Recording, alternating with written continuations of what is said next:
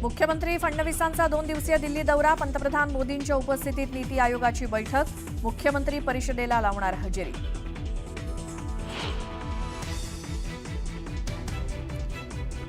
सप्टेंबर-ऑक्टोबरमध्ये पालिका निवडणुका होणार, मुख्यमंत्री देवेंद्र फडणवीसांचं वक्तव्य, भाजप कार्यकर्त्यांना कामाला लागण्याचे मुख्यमंत्र्यांचे आदेश.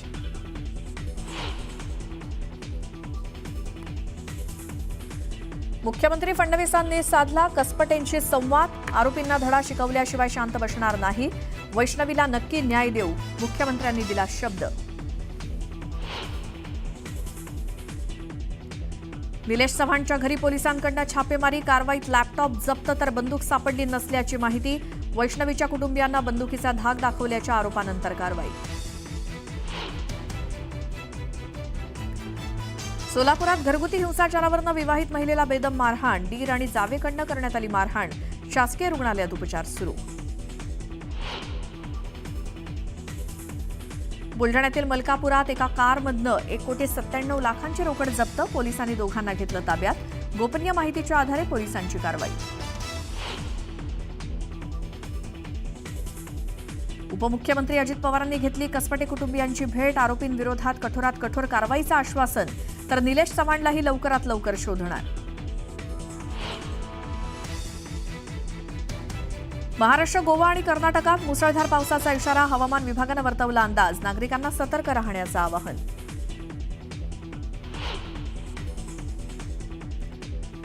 पाकिस्तानच्या विमानांसाठी भारताचा हवाई क्षेत्र 23 जूनपर्यंत बंद, पाकिस्तानसाठी हवाई क्षेत्र बंद ठेवण्याचा भारताचा निर्णय.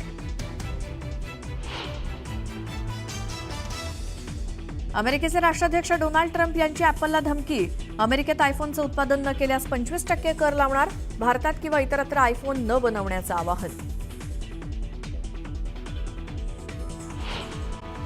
साताऱ्यात पावसाची रिपरिप सुरूच आहे आणि त्यामुळे जिल्ह्यातील घाट रस्ते आता धोकादायक बनू लागलेले आहेत. साताऱ्याकडून कास पठारकडे जाणाऱ्या रस्त्यावर दरड कोसळल्यानं एकेरी वाहतूक सुरू आहे, मात्र प्रवासी जीव मुठीत धरून प्रवास करतात.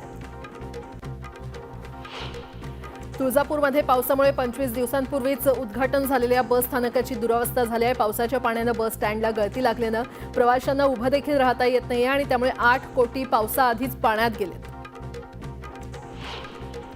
पुढील 48 तासात नैऋत्य मोसमी वारे केरळमध्ये दाखल होण्याचा अंदाज भारतीय हवामान खात्यानं वर्तवलाय. त्यामुळे गेल्या वर्षीपेक्षा 4 ते 5 दिवस आधीच मान्सून केरळमध्ये दाखल होण्याची शक्यता हवामान खात्यानं वर्तवलेली आहे. पुढील 4 दिवसात कोकण आणि गोव्यामध्ये मेघगर्जना तर वादळी वाऱ्यासह जोरदार पाऊस पडू शकतो. अरबी समुद्रात निर्माण झालेल्या कमी दाबाच्या पार्श्वभूमीवर शनिवारी रायगड, रत्नागिरी, सिंधुदुर्ग आणि पुणे जिल्ह्यातील काही भागांसाठी हवामान खात्यानं ऑरेंज अलर्ट जारी केलाय. मुंबई, ठाणे, पालघरला देखील येलो अलर्ट देण्यात आलेला आहे. राज्यातल्या 21 जिल्ह्यातील तब्बल 22,233 हेक्टरवरील उभ्या पिकांचं अतोनात नुकसान झाल्याची प्राथमिक आकडेवारी समोर आली आहे. साधारणपणे 1 मे पासून सुरू झालेला अवकाळी पाऊस, वादळी वारे आणि गारपिटीमुळे केळी, आंबा, मका, संत्रा, धान, भाजीपाला आणि फळ पिकांचं कोट्यावधी रुपयांचं नुकसान झालंय. पूर्व मध्य अरबी समुद्रात कोकण किनारपट्टीवर ठळक कमी दाब क्षेत्राची निर्मिती झालेली आहे. याचबरोबर वाऱ्याची चक्राकार स्थिती आहे. याचाच परिणाम म्हणून कोकणासह दक्षिण, पश्चिम आणि मध्य महाराष्ट्रात पुढील 4 ते 5 दिवस संततधार पावसाचा अंदाज हवामान खात्यानं व्यक्त केला आहे. पायवाटा आणि बैलगाडी मार्ग पारंपरिक अपुरे पडू लागल्यामुळे शेतीच्या बांधावरून जाणारा शेतरस्ता यापुढे 12 फुटांचा करण्याचा महत्त्वपूर्ण निर्णय राज्य सरकारनं घेतलाय.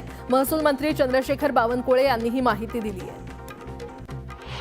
अतिदुर्गम भागात नव्यानं 38 अंगणवाड्या सुरू करण्यास मान्यता देण्यात आली आहे. यापूर्वी मान्यता दिलेल्या 145 अंगणवाड्या बांधून पूर्ण झाल्यात. या अंगणवाड्यांना आता त्वरित पोषण आहार आणि प्राथमिक आरोग्य सेवा मिळणार, अशी मोठी घोषणा अदिती तटकरे यांनी केली आहे. पाकला ड्रोन पुरवणाऱ्या एसिस गार्ड कंपनीशी संबंध असलेल्या एसिस इलेक्ट्रॉनिक या तुर्कीच्या कंपनीला महाराष्ट्रातील मुंबई आणि पुण्यातील मेट्रो प्रकल्पांमध्ये तिकीट प्रणालीशी संबंधित काम मिळालं असून ही कंपनी अजूनही हे काम करत असल्याची बाब उघडकीस आली आहे. दरम्यान या प्रकरणाची चौकशी केली जाईल असं मुख्यमंत्र्यांनी सांगितलंय.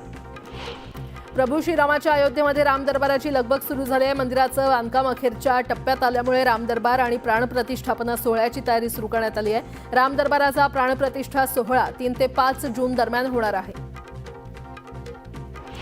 विधिमंडळाच्या अंदाज समितीच्या धुळे येथील कथित लाच प्रकरणाची चौकशी करण्यासाठी लोकसभेच्या धर्तीवर चौकशी समिती स्थापन करण्यात येणार आहे. गेल्या 20 वर्षांनंतर झालेल्या या प्रकारामुळे विधिमंडळ चांगलंच आक्रमक झालं असून ज्येष्ठ आमदारांची समिती नेमण्यात येणार आहे.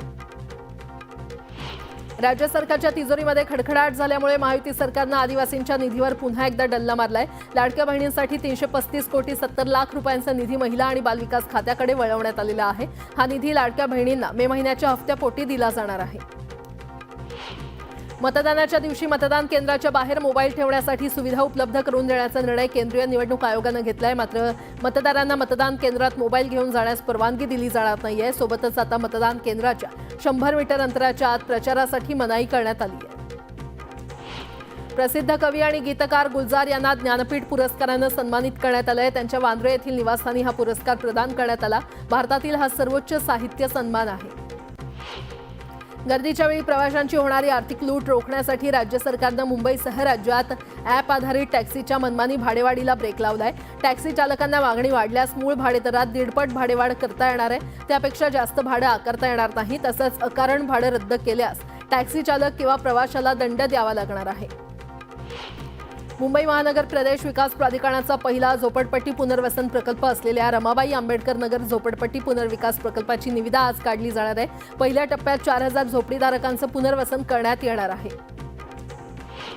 राज्यातील शेतकरी सर्वसामान्य नागरिकांचे महसूल विभागातील विविध कार्यालयात प्रलंबित असलेले प्रश्न निकाली काढण्यासाठी 1 जून ते 31 जुलै दरम्यान महाराजस्व अभियान राबवण्यात येणार आहे. याबाबत राज्य शासनाच्या महसूल विभागाचे सहसचिव डॉक्टर सत्यनारायण बजाज यांनी अध्यादेश जारी केलाय.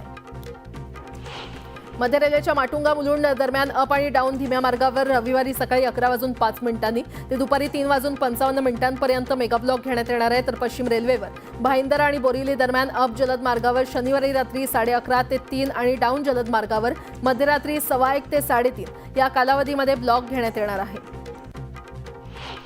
देशात विमान प्रवाशांच्या संख्येत प्रत्येक महिन्याकाठी मोठी वाढ होताना दिसत असून एप्रिल महिन्यात देशात एकूण 1,43,00,000 लोकांनी विमान प्रवास केलाय.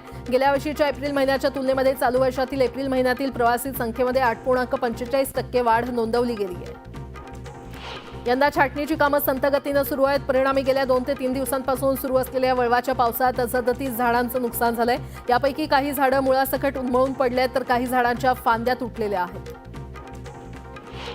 मुंबईमध्ये गेल्या 3 वर्षांपासून राज्य सरकारनं नेमलेल्या प्रशासकांकडून पालिकेचा कारभार सुरू आहे. मात्र कार्यकाळ संपल्यानंतरही महापालिकेच्या निवडणुका नाही आहेत, महापौर नाही आहेत, तर नगरसेवक देखील नसल्यामुळे मुंबईकरांकडून नागरी समस्या आणि तक्रारींचा धोधो पाऊस सुरू आहे. तर पालिकेकडे गेल्या वर्षभरात सुमारे 1,15,396 तक्रारी आलेल्या आहेत. या तक्रारींचं निराकरण कोण करणार असा राज्य सरकारला प्रश्न पडलाय. वेलापूर ते पेंधर दरम्यानच्या सिडको मेट्रोला प्रवाशांचा चांगला प्रतिसाद मिळतोय. मेट्रो सुरू झाल्यापासून आतापर्यंत म्हणजेच मागील 17 महिन्यात तिकीट विक्रीतून सिडकोला सुमारे 17 कोटींचा महसूल प्राप्त झालाय. मुंबई महापालिकेकडून मुंबईत 5,29,123 नळ जोडण्यात देण्यात आलेले आहेत. असं असताना मुंबईमध्ये 22,336 जणांनी मीटर जोडणी न घेताच पाणी वापर करत असल्याचं प्रजा फाउंडेशनच्या अहवालातून समोर आलंय. चेंबूर आणि गुंदवली विभागात सर्वाधिक प्रमाण असल्याचं दिसून येतंय. पुणे जिल्ह्याच्या गेल्या 15 दिवसांपासून पावसानं जोरदार हजेरी लावली आहे. असं असलं तरी टंचाईग्रस्त भागात टँकरनं पाणी पुरवठा सुरूच आहे. जिल्ह्यात 94 टँकरद्वारे 90 गावं आणि 513 वाड्या वस्त्यांना पाणी पुरवठा केला जातोय. पाळीव श्वानामध्ये किडनी विकाराचं प्रमाण वाढत असल्याची माहिती समोर आली आहे. योग्य निदान, आहार आणि उपचार न मिळाल्यास हा विकार प्राणघातक ठरू शकतो. रिझर्व्ह बँकेच्या गव्हर्नरांच्या नेतृत्वाखाली 6 सदस्यीय देयक नियामक मंडळ देयक प्रणालींचं नियमन आणि पर्यवेक्षण करेल. यात केंद्राचे 3 नामनिर्देशित व्यक्ती असतील. रिझर्व्ह बँकेनं अधिसूचनेमध्ये ही माहिती दिली आहे. हे मंडळ देयक आणि निपटान प्रणाली नियमन आणि पर्यवेक्षण मंडळ याची जागा घेईल. आयपीएलच्या आडून लोकांची ऑनलाईन सट्टेबाजी, जुगार सुरू आहे. हे थांबलं पाहिजे. मात्र कोणताही कायदा लोकांना सट्टेबाजी आणि जुगार खेळण्यापासून रोखू शकत नाही असं सर्वोच्च न्यायालयानं स्पष्ट केलंय. ज्याप्रमाणे आपण लोकांना हत्या करण्यापासून रोखू शकत नाही तसाच हा प्रकार असल्याचं न्यायालयानं नमूद केलेलं आहे. या मुद्द्यावर केंद्र सरकारला नोटीस बजावून न्यायालयानं म्हणणं मागवलंय. मुंबई पुणे एक्सप्रेसवे, समृद्धी महामार्ग आणि शिवडी नावा शेवा अटल सेतूवर प्रवासी इलेक्ट्रिक वाहनांना पूर्ण टोलमाफी देणारा आदेश काढण्यात आलेला आहे. त्यामुळे इलेक्ट्रिक वाहन धारकांना दिलासा मिळालाय.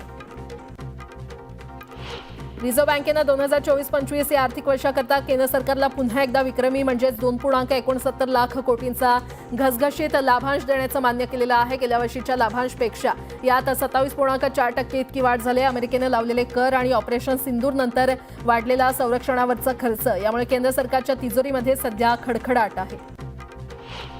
विद्यार्थ्यांच्या आत्महत्यांच्या वाढत्या घटनांबद्दल सर्वोच्च न्यायालयानं राजस्थान सरकारला फटकारलेलं आहे. कोर्टामध्येच हे विद्यार्थी आत्महत्या का करतायत याचा तुम्ही कधी विचार केलाय का? या घटना रोखण्यासाठी राजस्थान सरकार काय करतंय असे सवाल न्यायालयानं सरकारला विचारले आहेत. कोटा शहरात यावर्षी आतापर्यंत 14 विद्यार्थ्यांनी आत्महत्या केल्या.